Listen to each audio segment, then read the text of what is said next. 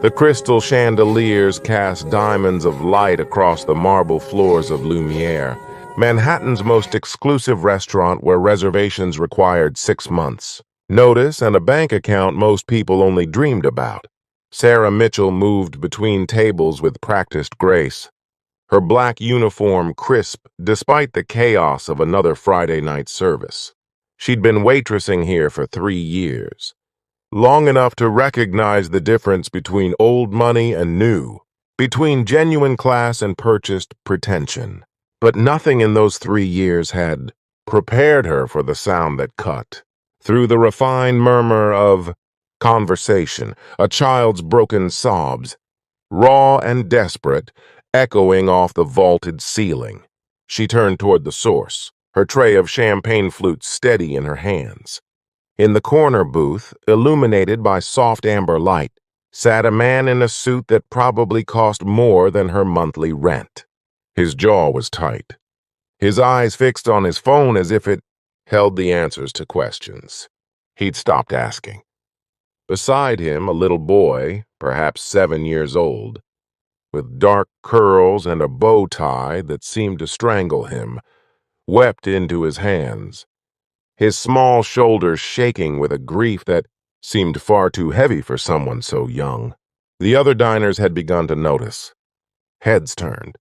Whispers rippled through the room like wind through wheat. Sarah saw the man's jaw clench tighter, saw the flush creeping up his neck. This wasn't just embarrassment. This was something deeper, something broken. Her manager, Gregory, materialized beside her, his expression sharp. "Table 12 needs attention. The difficult kind," his tone implied. She should simply bring the check and encourage a swift exit.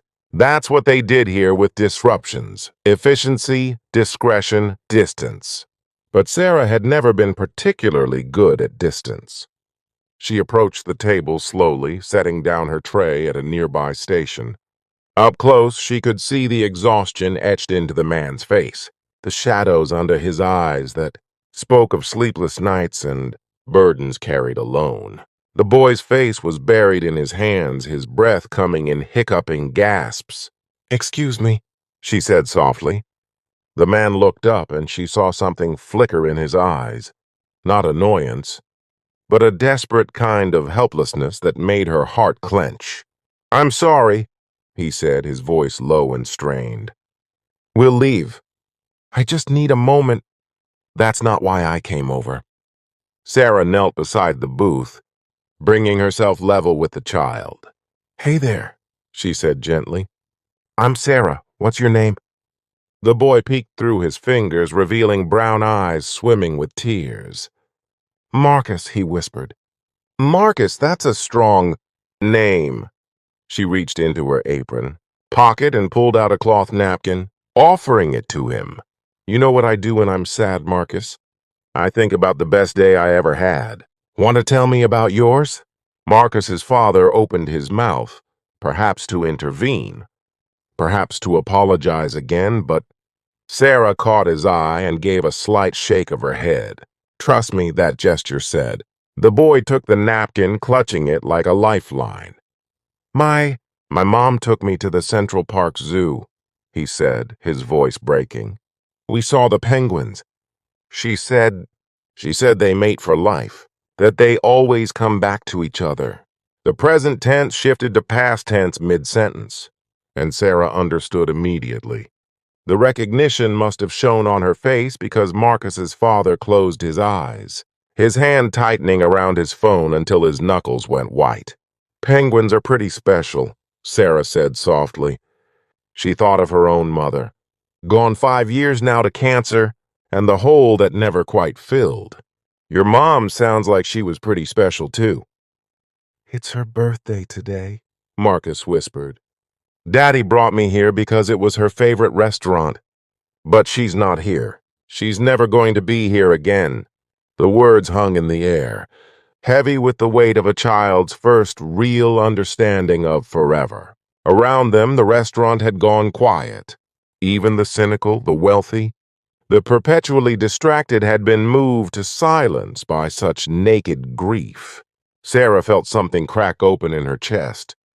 She'd been working at Lumiere for 3 years, saving every penny, eating ramen on her nights off, wearing shoes with holes she covered, with cardboard because she was determined to finish her teaching degree. She'd told herself she was too busy for complications, too focused on her own future to get involved in other people's pain. But some things mattered more than plans. She leaned in close to Marcus and whispered, just loud enough for his father to hear. He only needs a mom to tell him it's okay to remember that loving someone doesn't end just because they're gone, that she's proud of him every single day. Marcus's father made a sound, half sob, half exhale, and covered his face with his hand. Sarah stood and looked at him directly. Mr. Hartwell. James Hartwell. He lowered his hand, and she saw tears tracking down his cheeks, unashamed now. I don't know how to do this. I thought bringing him here would honor her memory, but I've just made everything worse. I keep trying to be enough for him, but I'm not. I'm failing him. You brought him to the place his mother loved. On her birthday to remember her, Sarah said. That's not failing. That's love. It's just hard to see through your own grief. She made a decision then, one that would cost her job, and she knew it. Gregory was already moving toward them, his face thunderous. But Sarah had learned long ago that some moments mattered more than job security. Wait here, she said.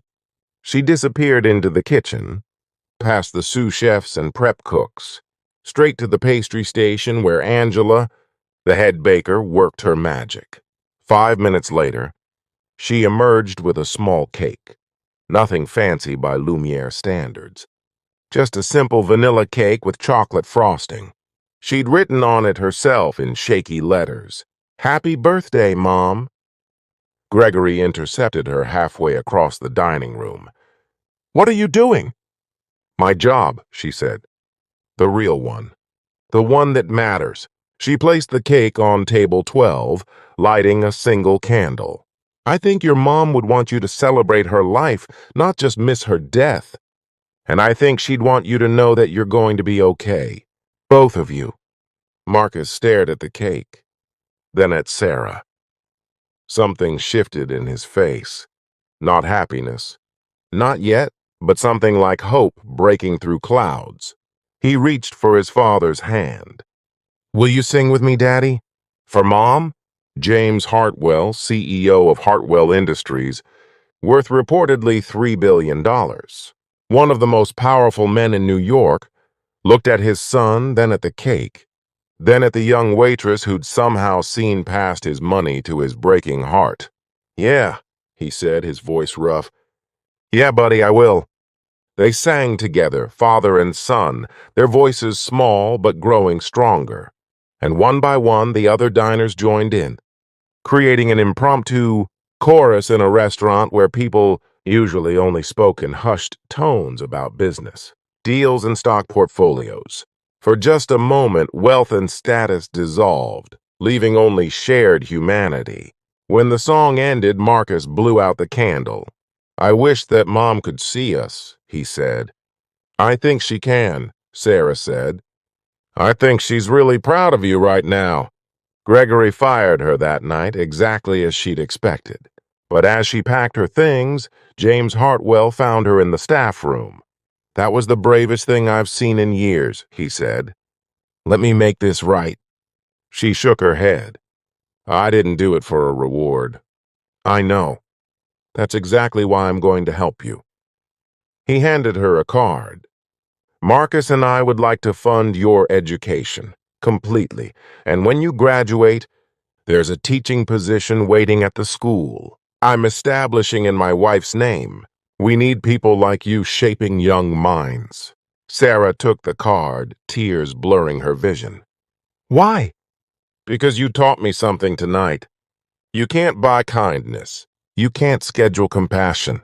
And sometimes the most valuable thing you can give someone is the simple reminder that they're not alone. He paused. Thank you for seeing my son, for seeing me. 2 years later, Sarah stood in a classroom at the Madison Hartwell Academy for Children, watching Marcus, now 9, smiling more than he cried, help a younger student with math homework. The photo on her desk showed her and her mother at the zoo, surrounded by penguins. Some connections transcend circumstance. Some moments of kindness ripple outward in ways we never anticipate. And sometimes, when we dare to care about people we don't have to care about, we discover that compassion isn't a luxury or a weakness. It's what makes us human. It's what makes us whole. And it's always, always worth the cost.